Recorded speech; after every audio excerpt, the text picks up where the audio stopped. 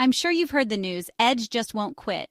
But what if you could remove it? Stick with me and I'll show you how. First up, PowerShell is your friend here. Type PowerShell in the Start menu, right-click it, and run as administrator.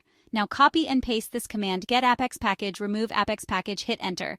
Edge should disappear. Want to go further? Delete the shortcut from your Start menu, go to CO Program Files, x86, Microsoft Edge application, and remove that folder. Worried about Edge coming back? Use a free tool like Sortum's Edge Blocker to keep it gone.